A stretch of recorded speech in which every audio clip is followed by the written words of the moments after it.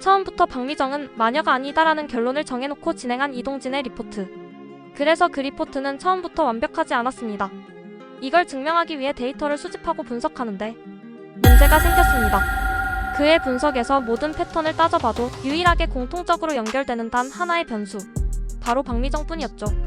이 말인즉슨 그의 리포트가 되려 미정을 마녀로 지목하는 꼴이 되어버린 것. 결국 동진은 모든 데이터를 처음부터 다시 분석하기로 결심합니다. 이 양반아, 그게 글만 본다고 나오나? 나가서 조사를 하라고. 한편 미정은 세상과 단절된 채 좁은 옥탑방에서 외롭게 살아가고 있어요. 그녀의 유일한 대화 상대는 전화로 연락하는 은실 언니뿐. 옥상에는 허수아비 2개가 서 있고 그녀는 허수아비를 보며 스스로를 다독입니다. 난 괜찮아. 괜찮을 거야. 하지만 정말 괜찮을까요? 동진은 미정을 지켜보기 위해 그녀의 맞은편 건물로 이사를 결심합니다. 하지만 그는 빈방이 아닌 윗방을 원했어요. 그래서 중개인에게 몰래 돈까지 건네며 방을 구하려고 하죠.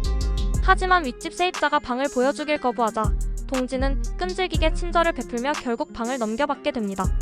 미정은 옥탑 마당에 작은 농작물을 키우고 있습니다. 그걸 보는 실이 감탄하자 미정은 조용히 말합니다. 내년엔 감자를 심을 거야. 사실 감자는 그녀의 아버지가 생전에 키우던 농작물.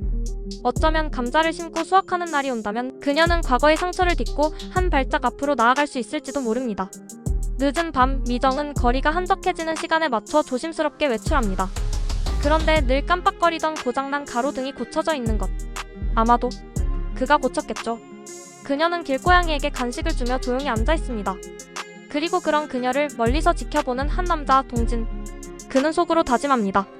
반드시 방법을 찾아내 그녀의 잃어버린 일상을 되찾아줄 거야. 하지만 대체 언제? 벌써 사화가 지났는데. 마침내 동진은 미정의 고향 태백으로 향합니다. 그의 목적지는 미동고등학교. 과거 미정이 홀로 앉아있던 벤치. 그리고 그 옆 먼지가 수북이 쌓인 창고로 들어간 그는 그곳에서 수많은 자료들과 마주합니다. 과연 그 안에는 미정을 둘러싼 저주의 실체가 숨겨져 있을까요?